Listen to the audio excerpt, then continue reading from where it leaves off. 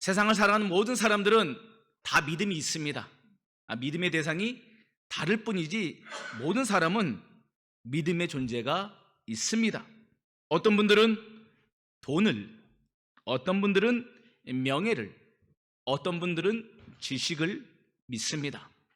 또 어떤 분들은 그런 세상의 것 믿을 수 하나 없다고 생각하며 내 주먹을 믿는다라고 말씀하는 분도 있습니다. 사람은 누구나 다 믿음을 갖고 있다는 겁니다. 우리의 믿음은 어떤 믿음입니까? 우리의 믿음은 하나님을 믿는 믿음입니다. 예수님을 믿는 믿음입니다. 성령님을 믿는 믿음입니다. 우리의 믿음은 감성이 아니라 이성도 아니고 합리주의도 아닙니다. 우리의 믿음은 말씀 위에 선 믿음인 줄 믿으시길 바랍니다. 그래서 우리의 믿음은 견고한 산성이 되어야 합니다. 이 견고한 믿음이 우리가 정말 견고하게 서 있다는 것을 언제 알게 될까요?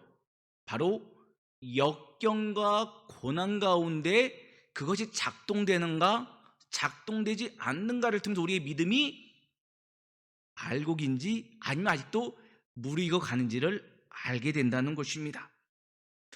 마태복음 8장 26절 말씀해 보면 예수께서 이르시되 어찌하여 무서워하느냐 믿음이 작은 자들아 하시고 일어나서 바람과 바다를 꾸짖으시니 아주 잔잔하게 되거늘. 또한 마태복음 9장 22절에 보면 예수께서 돌이켜 그를 보시며 이르시되 딸아 안심하라 내 믿음이 너를 구원하였다 하시니 여자가 그 즉시 구원을 받으니라라고 성경은 기록합니다. 지금 예수님께서 한 상황에서는 꾸짖으시는 책망의 말씀을, 한 상황에서는 칭찬의 말씀을 하십니다. 그것은 바로 고난과 역경 가운데 제자들은 믿음 없음 때문에 꾸지람 받고, 그리고 한 여성은 믿음 있음을 통해서 칭찬받게 되었다는 겁니다. 그러니까 주님께서 이 땅을 살아가면서도 바라봤던, 찾으셨던 것은 믿음이라는 것입니다. 삶의 기적이 일어나는 자리는 항상 믿음이 있었습니다. 문제 앞에서 믿음으로 생각하고 믿음으로 순종하고 응답 받을 때까지 믿음의 한결같은 태도를 보이는 그 사람들에게 기적의 역사가 일어났다는 것입니다. 믿음의 태도가 무엇인가 제가 이렇게 묵상하다가 박진선 목사님의 은혜 아직 끝나지 않았다라 나오는 사냥개 이야기가 떠올랐습니다. 사냥개 중에 이 그레이 하운드라는 사냥개 종이 있습니다. 몸이 길고 날씬해서 매우 빨리 달리는 사냥개 종이라고 합니다. 이 그레이 하운드 종의 사냥개는 시력이 발달해서 주로 눈으로 보고 사냥하며 빠르게 가서 사냥감을 물어챈다고 합니다. 반면에 하운드 종의 사냥개가 있습니다. 이 하운드 종의 사냥개는 그랜디 하운드처럼 날쌔지는 못하고 몸이 길지도 않은 그냥 평범한 사냥개라고 합니다. 그런데 이 두 사냥개의 궁극적인 특징이 무엇이 다른가 보면은 외형적인 모습이 아니라 가장 큰 특징은 그들의 사냥 방법이라는 것입니다. 그러니까 그레이 하운드 종은 사냥감이 보이면 빠른 속도로 달려가고 끝까지 쫓아가는 것 같은데 보이지 않는 데서는 사냥감을 포기하는 특성이 있다고 합니다. 또한 이 하운드 종은 속도는 빠르진 않지만 냄새를 맡으면서 사냥감을 쫓아가는데 사냥감이 안 보여도 골짜기를 지나 도랑 구석구석을 뒤지며 포기하지 않음을 통해서 하루 종일 사냥감을 찾아다니는 장점을 갖고 있다고 합니다. 제가 이 두 사냥개 종류를 소개하는 것은 우리 신앙생활의 믿음의 태도가 이 두 종류 중 하나인 것 같습니다. 어떤 성도님들은 눈에 보이는 현실만 쫓아가는 그레이하운드형 신앙생활을 하는 것 같아요. 그러니까 하나님이 응답하지 않으면은 기도 생활도 금방 포기하고 순종을 하는 것 같은데도 금방 돌아서고 말씀을 좀 읽으려 하면은 작심삼일이고 이 그레이하운드의 신앙생활의 태도라는 것이죠. 하운드형을 살아가는 신앙생활의 성도님들이 있습니다. 현재 고난과 힘이 들어도 하나님의 말씀을 믿음을 통해서 자기를 부인하는 겁니다. 현실의 낙담한 상황보다 주님이 주실 소망의 미래를 바라보며 그 상황을 기다리며 견디는 것입니다. 바로 이런 신앙생활의 태도가 바로 하운드형의 신앙생활이라는 것이죠. 우리는 지금 어떤 신앙생활의 태도를 보이고 있습니까? 그레이 하운드형입니까? 하운드형입니까? 우리 신앙의 그 태도가 결과가 달라진다는 겁니다. 우리는 하운드형의 포기하지 않는 신앙의 태도를 가져가야 합니다. 왜냐하면 믿음의 선진들이 다 그런 하운드형이었기 때문입니다. 우리 지난주에 봤던 말씀 중에 1절에 보면 믿음은 바라는 것들이 실상이요 보이지 않는 것들이 증거니 선진들이 이로써 증거를 얻었다라고 기록하고 있지 않습니까? 믿음의 모든 선배님들도 현실의 고난과 아픔 가운데서 낭망하고 포기하고 싶고 배교하고 싶었지만 그 길을 선택하지 않은 것은 신실하신 보이지 않는 하나님의 말씀을 믿고 보이는 것처럼 인내했다는 겁니다. 그리고 그들은 끝내 하나님이 기뻐하시는 믿음의 사람들로 인정받게 되었다는 것이죠. 과거나 현재나 미래나 하나님이 인정하시는 믿음의 태도는 동일하다는 겁니다. 우리도 이런 믿음의 선진들의 태도를 본받아야 합니다. 고난과 역경보다 더 크신 하나님을 바라보며 그분의 말씀을 붙잡는 믿음의 결단이 필요합니다. 당장 우리 눈앞에 무엇이 보이지 않는다 할지라도 하나님을 의심하지 마시고 순결함으로 하나님을 기다리는 우리가 되기를 바랍니다. 바로 그렇게 하나님을 기다린 자에게 하나님은 능력을 베풀어 주시고 은혜 위에 은혜를 더하시는 분입니다. 오늘 본문에는 그런 구체적인 선진들, 선배들의 이름이 기록되고 있습니다. 바로 믿음의 조상 아브라함 이전에 있었던 아벨, 에녹, 노아를 우리에게 소개합니다. 그리고 그들이 어떻게 하나님을 기쁘시게 하는 자가 되었는지를 이야기합니다. 오늘 말씀을 통해서 우리가 하나님을 기쁘시게 하는 믿음의 소유자가 되려면 무엇이 필요한지 함께 좀 생각해 보려고 합니다. 오늘 말씀 다시 한번 우리 한 절씩 교독하겠습니다. 믿음으로 아벨은 가인보다 더 나은 제사를 하나님께 드림으로 의로운 자라 하시는 증거를 얻었으니 하나님이 그 예물에 대하여 증언하심이라. 그가 죽었으나 그 믿음으로서 지금도 말하느니라. 믿음으로 에녹은 죽음을 보지 않고 옮겨졌으니 하나님이 그를 옮기심으로 다시 보이지 아니하였느니라. 그는 옮기기 전에 하나님을 기쁘시게 하는 자라 하는 증거를 받았느니라.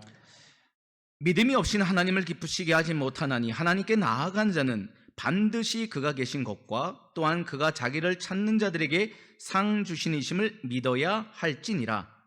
믿음으로 노아는 아직 보이지 않는 일에 경고하심을 받아 경외함으로 방주를 준비하여 그 집을 구원하였으니 이로 말미암아 세상을 정죄하고 믿음을 따르는 의의 상속자가 되었느니라. 아멘. 자, 우리가 오늘 본문의 말씀을 가지고서 하나님을 기쁘시게 하는 믿음의 태도는 무엇인가? 바로 하나님을 찾는다는 것입니다. 찾는 태도가 필요합니다. 하나님께 나아가자는 겁니다. 하나님께 나아가는 그 순종의 모습을 하나님은 기쁘게 바라보고 계십니다. 특별히 4절부터 믿음의 선배들을 소개합니다. 우리에게 좋은 믿음의 롤 모델이라는 겁니다. 그들을 생각하고 그들의 길을 걸어가라는 것입니다. 먼저 믿음으로 아벨을 소개합니다. 그는 믿음으로 의롭게 된 사람입니다. 하나님께 믿음으로 더 나은 예배를 드렸다는 겁니다. 예배를 드림도 같은 예배가 아니라는 겁니다. 믿음으로 드리는가, 그렇지 않은가가 하나님이 받으시는 예배가 될 수도 있고 그렇지 못하는 물리시는 예배도 될 수 있다는 것입니다. 또 믿음으로 에녹은 죽음을 보지 않았다라고 이야기합니다. 하나님이 그를 옮겨가신 이유에 관하여 그가 하나님을 기쁘시게 하는 삶을 살았다라고 증거합니다. 그러니까 그는 이 땅을 살면서 하나님께 인정받은 하나님과 동행한 사람이라는 것이에요. 하나님과 동행했다는 것은 그의 삶이 세상에 물들지 않고 세상과 구별된 그리스도인으로 살아갔다는 거 아니겠습니까? 하나님은 거룩한 영이기 때문에 죄와 함께 하실 수 없습니다. 근데 에녹과 함께 동행했다는 것은 그가 죄를 멀리하고 하나님의 말씀에 순종하게 힘썼던 사람임을 알게 됩니다. 다음은 노아입니다. 노아는 아직 보이지 않는 일에 경고하심을 받아 경외함으로 방주를 준비해서 그 가정을 구원으로 인도했습니다. 아직 일어나지 않은 일에 대하여서 준비한다는 것이 세상적으로 보면은 참으로 현실 감각도 없고 참으로 무지한 사람처럼 보입니다. 왜 거기에 막대한 재정을 씁니까? 왜 시간과 왜 노력을 낭비합니까? 오늘 누리고 오늘 행복하기에도 바쁜데 왜 일어나지도 않은 심판의 때를 준비합니까? 하지만 그 보이지 않는 미래에 관하여 하나님의 들은 경고의 말씀을 취했던 노아를 하나님은 기쁘게 받으셨습니다. 그래서 그가 의의 상속자가 된 것입니다. 이처럼 믿음의 조상 아브라함 이전에 많은 믿음의 선배들도 동일하게 믿음으로 의롭게 되고 하나님을 기쁘시게 하는 자라 평가받게 되었습니다. 그리고 그 이후에 아브라함도 그 이후에 믿음의 모든 선배들도 지금 우리도 이 동일한 기준의 믿음의 평가를 받고 있다는 겁니다. 세상에서의 자리가 아닙니다. 명예가 아닙니다. 물질이 아닙니다. 어떤 것을 하나님을 기쁘시게 할 수 없습니다. 어떤 것을 하나님께 인정받을 수 없습니다. 오직 하나님께 인정받을 수 있는 것은 믿음인 줄 믿으시길 바랍니다. 이 믿음이 우리에게 너무 중요한 것입니다. 그러면서 지금 히브리서 기자는 우리에게 6절을 강조합니다. 6절에 보면은 믿음이 없이는 하나님을 기쁘시게 하지 못하나니 하나님께 나아가는 자는 반드시 그가 계신 것과 또한 그가 자기를 찾는 자들에게 상 주시니심을 믿어야 할지니라. 아멘. 지금 세 명의 삶을 함축적으로 이야기하면서 우리에게 믿음이 무엇인가를 믿음의 태도에 관한 두 가지를 우리에게 제시합니다. 첫 번째가 뭡니까? 하나님께 나아갈 때, 하나님을 찾을 때 우리에게 필요한 첫 번째 자세는 바로 하나님이 계신 것을 의심하지 말라는 것입니다. 하나님이 내 기도를 들으시는가? 하나님이 지금 내 상황을 보고 계시는가? 하나님 지금 나를 외면하고 계신 거 아닌가? 혹시 하나님이 존재하지 않는가? 의심하지 말라는 것입니다. 하나님은 창세기부터 요한계시록, 아니 다시 오실 때까지 영원토록 함께 하시는 살아계신 우리의 아버지 되십니다. 하나님은 과거의 역사나 성경 말씀에 있는 분이 아닙니다. 지금도 우리와 함께 계시며 우리의 예배를 받으시는 줄 믿으시길 바랍니다. 그 하나님의 살아계심 앞에 우리가 지금 예배를 드리고 있는 거예요. 그래서 그 예배를 우리가 하나님 앞에 드릴 때 하나님은 그 예배를 기쁨으로 받으시는 것이죠. 그러므로 항상 우리가 보이지 않는 하나님을 보이는 하나님처럼 믿고 그분 앞에 나아가는 것, 하나님이 기뻐 받으시는 믿음의 태도인 것입니다. 두 번째 히브리서 기자는 하나님께 나아가는 자, 하나님을 찾는 자들에게 필요한 두 번째 태도가 무엇인가? 바로 상 주시는 분임을 믿으라는 겁니다. 하나님께 나아가는 하나님 우리에게 좋은 것 주시는 분인 줄 믿음으로 그분을 찾으라는 것입니다. 찾다라는 헬라어 단어는 에젝테오인데 이건 과학적인 탐구와 조사를 의미합니다. 그냥 덮어두고 믿지 말고 한번 확인해 보라는 겁니다. 하나님이 어떻게 역사하시고 어떻게 말씀을, 그것이 정말 응답되었는가?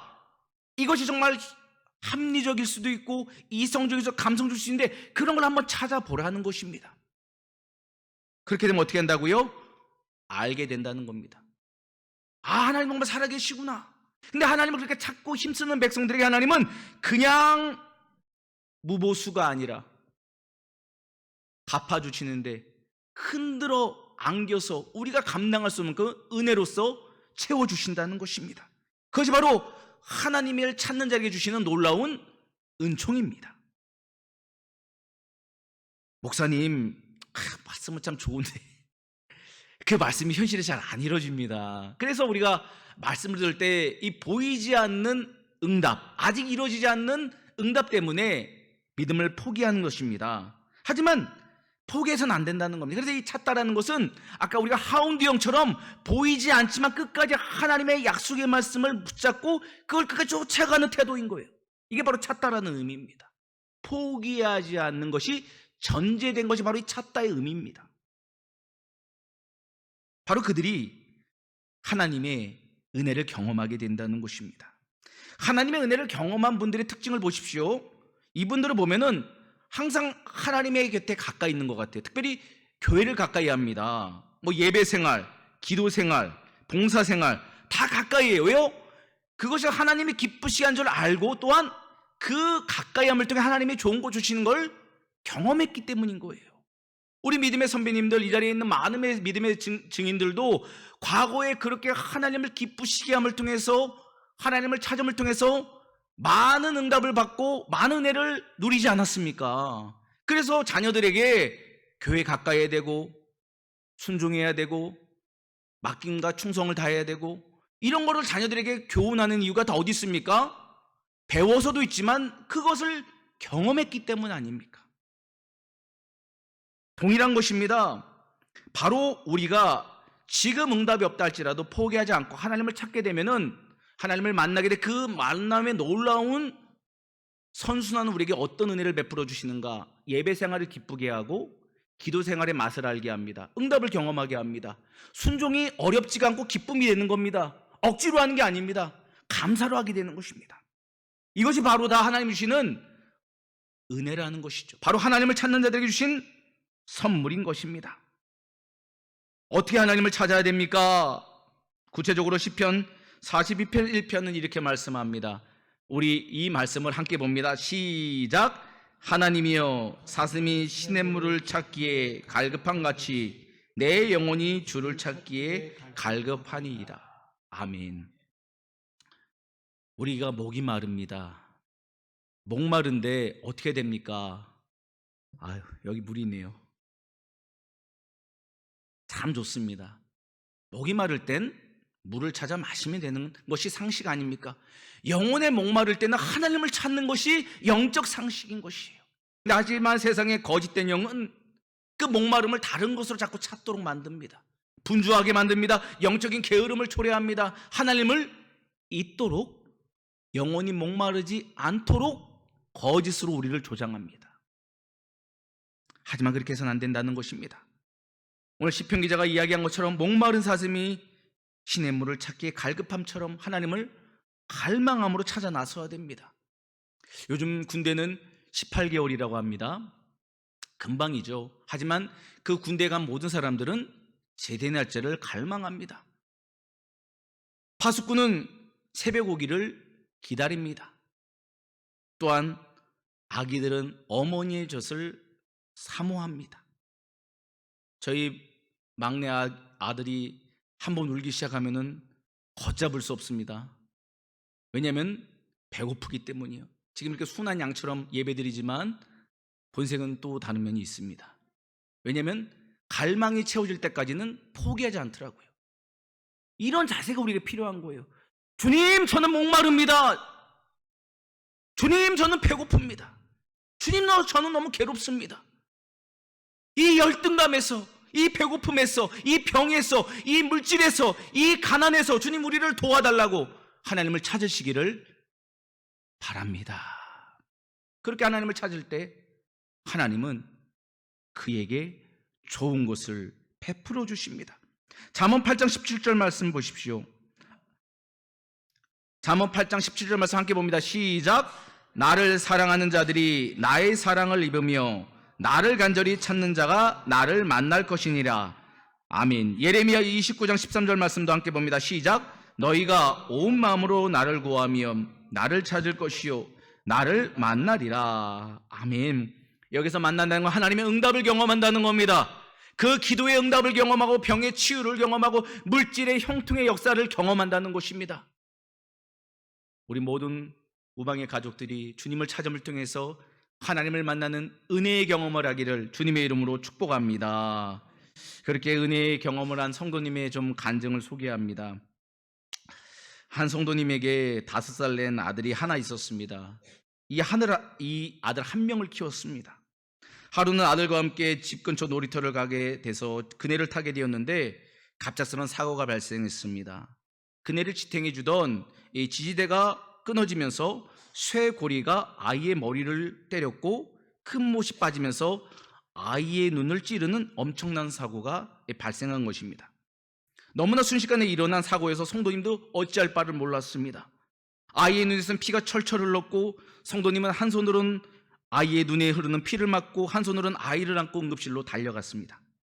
아이의 눈은 부어올랐고 의사 선생님은 실명될 수도 있다는 말씀만 하셨습니다.